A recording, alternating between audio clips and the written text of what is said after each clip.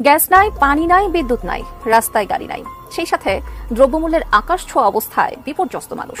যে সুখের আশায় গ্রাম ছেড়ে ঢাকায় আসছে মানুষ, সেই সুখ এখন মরীচিকায় রূপ নিচ্ছে। রাজনৈতিক আন্দোলন থেকে শুরু করে সাধারণ মানুষের বেঁচে থাকার লড়াইয়ের আন্দোলন, কোনো কিছু যেন দমাতে পারছে না সরকার। কোটা বৈষম্য নিরসনে এক দফা দাবি সহ সারা দেশে বাংলা ব্লকেডে হামলার প্রতিবাদে আগামীকাল সারা দেশে সব ক্যাম্পাসে বিক্ষোভ মিছিল সমাবেশের ডাক দিয়েছে বৈষম্য বিরোধী ছাত্র আন্দোলন। এরপরই কর্মসূচির পক্ষে বিপক্ষে ছাত্রদল ও ছাত্রলীগ মুখোমুখি দাঁড়িয়েছে। কিন্তু এসব কিসের ইঙ্গিত দিচ্ছে?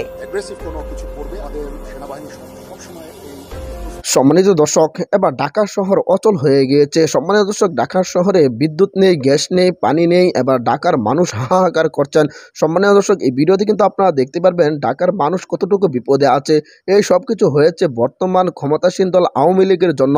সম্মানিত দর্শক, এইসব বিষয় নিয়ে এবার মুখ খুললেন বাংলাদেশের নতুন সেনাপ্রধান।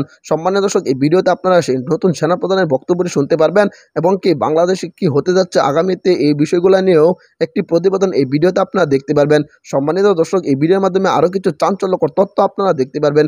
ভিডিওটি খুবই গুরুত্বপূর্ণ হতে যাচ্ছে, তাই ভিডিওটি 1 সেকেন্ডও না টেনে সম্পূর্ণ ভিডিওটি দেখবেন। চ্যানেলে নতুন হয়ে থাকলে অবশ্যই চ্যানেলটাকে সাবস্ক্রাইব করে রাখবেন পরবর্তী আপডেটের জন্য। ভিডিওতে একটি লাইক করে দেখতে থাকুন সম্পূর্ণ ভিডিওটি। পানি নাই, বিদ্যুৎ নাই, রাস্তায় গাড়ি নাই, সেই সাথে দ্রব্যমূল্যের আকাশ ছোঁয়া অবস্থায় বিপর্যস্ত মানুষ। যে সুখের আশায় গ্রাম ছেড়ে ঢাকায় আসছে মানুষ, সেই সুখ এখন মরীচিকায় রূপ নিচ্ছে। রাজনৈতিক আন্দোলন থেকে শুরু করে সাধারণ মানুষের বেঁচে থাকার লড়াইয়ের আন্দোলন, কোনো কিছু যেন দমাতে পারছে না সরকার। দিনের পর দিন এক অসহনীয় হয়ে ওঠা সেই রাজধানী শহরের কথাই জানাচ্ছেন সহকর্মী মোহাম্মদ সোহাগ বিশ্বাস। গরিব মানুষ, আমরা কিনে খেতে পারি পানি, মাসে আমাদের 600 টাকার পানি জায়গা। তখন হালকা পাতলা কিছু করি, একটা ডিম ভাজি ভাত খাই নি। ততক্ষণে গ্যাসে দেওয়া রাখি মাছ কাঁচাই থাকে। গত রাতে একদম কোনো ঘুমাইতে পারি নাই, এক ফোঁটা ঘুমাইতে পারি না। যে আন্দোলনই হোক, কিন্তু সাধারণ মানুষের অসুবিধা করে তো আন্দোলন হয় না। সকাল থেকে রাত রাজধানীতে চরম আকার ধারণ করেছে গ্যাস সংকট। দিনের বেশিরভাগ সময় চুলা জ্বলছে না। পাইপলাইনের গ্যাস রাত 12টার পর এসে ভোর 5টায় চলে যায়। দিনের বেলা আসলেও নিবু নিবু করে চুলা। বাধ্য হয়ে অনেকে রান্নাই করতে পারছে না। অনেক সময় ঘোষণা ছাড়াই গ্যাস সরবরাহ বন্ধ করে দেয়া হচ্ছে। ফলে গ্যাস সংকটে চরম ভোগান্তিতে পড়েছে রাজধানীর যাত্রাবাড়ি, শনিরাখড়া, কদমতলী, কামরাঙ্গীরচর, মিরপুর সহ বেশিরভাগ এলাকায়। এসব এলাকার বাসিন্দারা বলছেন লাইনের গ্যাস বেশিরভাগ সময় থাকছে না। গ্যাসের চাপও কম। বাধ্য হয়ে সিলিন্ডার ব্যবহারের দিকে ঝুঁকতে হচ্ছে। উপায়ন্ত না পেয়ে অনেক সময় হোটেল থেকে খাবার এনেও খেতে হচ্ছে তাদের। অথচ সারাদিন গ্যাস থাকুক আর না থাকুক, প্রতি মাসে গ্রাহকদের গুনতে হচ্ছে 1100 টাকা। আমার মাছ ভাজা হয় না, যতক্ষণে গ্যাসে দেওয়া রাখি মাছ কাঁচাই থাকে। রাত 12টা বাজে গ্যাস আসে, আবার রাত 4:30 বাজে চলে যায়। মানুষ তো মনে ঘুমাইতে পারতেছে না।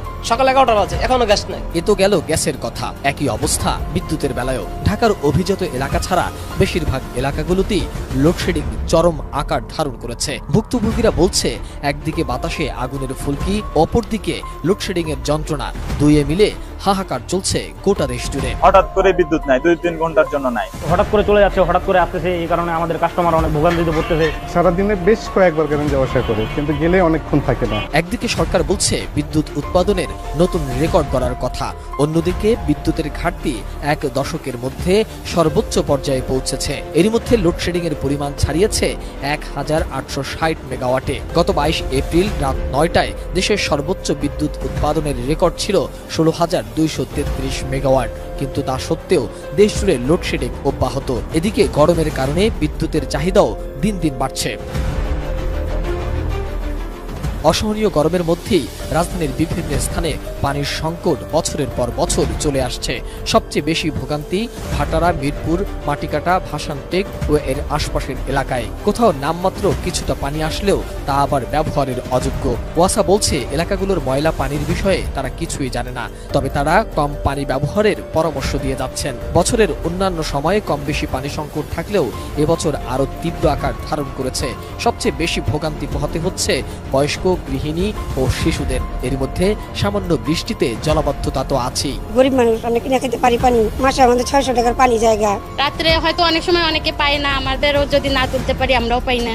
তখন সারাদিন পানি হয়তো অন্য বাসায় থেকে নিয়ে আসা লাগে যাদের আছে। কলের পানি নষ্ট, পানি গোসল করতে না, খাইতে পারে না। আমরা পানি পৌঁছে দিই, আমরা টাকা দেয়। কোটা আন্দোলন, শিক্ষক আন্দোলন, রথযাত্রা সহ বিভিন্ন কারণে গত কয়েকদিন ধরে স্থবির হয়ে পড়েছে ঢাকার রাজপথ। শুধু এই আন্দোলন নয়, রাজনৈতিক সভা সমাবেশ, সড়ক উন্নয়নের নামেও সৃষ্টি হচ্ছে তীব্র যানজটের। সরকার কোনো দাবিকে অঙ্কুরে নির্মূল করতে না পারায় দিন দিন রাজপথ কেন্দ্রিক আন্দোলন বাড়ছে আর ভোগান্তি পোহাচ্ছে সাধারণ মানুষ। একদিকে গ্যাস নেই, বিদ্যুতে অন্ধকার নগর, গরমে হাঁসফাঁস হয়ে পানি পান করার অবস্থাও নেই, সেই সাথে রাজধানীর অসহনীয় যানজট আর দ্রব্যমূল্যের ঊর্ধ্বগতিতে অসহায় মানুষ। হাইকোর্টের আপিল বিভাগের আদেশ প্রত্যাখ্যান করে রাজপথে আন্দোলন চালিয়ে যাওয়ার ঘোষণা দিয়েছে কোটা বিরোধী শিক্ষার্থীরা। বুধবার সারা দেশে বাংলা ব্লকেট কর্মসূচি পালন করে বৃহস্পতিবারও একই কর্মসূচি দেয় আন্দোলনরত শিক্ষার্থীরা। এরপরই কর্মসূচির পক্ষে বিপক্ষে ছাত্রদল ও ছাত্রলীগ মুখোমুখি দাঁড়িয়েছে। আর এক সময়ের কোটা আন্দোলনের নেতা নুরুল হক নুরও মুখ খুলেছেন এই আন্দোলন নিয়ে। কিন্তু এসব কিসের ইঙ্গিত দিচ্ছে, জানাচ্ছেন সহকর্মী মোহাম্মদ সোহাগ বিশ্বাস। কোটা নাম মেধা স্লোগানটি ভিত্তিহীন। কেউ কিন্তু কোটা বন্ধ চাইনি, বাতিল চাইনি, সবাই চেয়েছে কোটা সংস্কার। যারা আন্দোলন করছে তারা কিন্তু ওই আমাদের একই দাবিতে, সংস্কারের দাবিতেই কথা বলছে, তারা একেবারে বাতিল চাচ্ছে। 36 অনুযায়ী ইট ইজ কিন্তু কমপ্লিটলি অফেন্স। 30 জুন দ্বিতীয়বার কোটা আন্দোলন শুরুর পর এই প্রথম প্রকাশ্য নিজেদের অবস্থান জানান দিল দুই ছাত্র সংগঠন, ছাত্রলীগ ও ছাত্রদল। পৃথক দুটি সংবাদ সম্মেলনে নিজেদের অবস্থান জানান তারা। সকালে মধুর ক্যান্টিনে সংবাদ সম্মেলনে ছাত্রলীগ সভাপতি সাদ্দাম হোসেন বলেন, শিক্ষার্থীরা আন্দোলনকে টেনে হিঁচড়ে লম্বা করছে, কোটা নয় মেধা। শিক্ষার্থীদের এই স্লোগানও ভিত্তিহীন বলে মত দেন তিনি।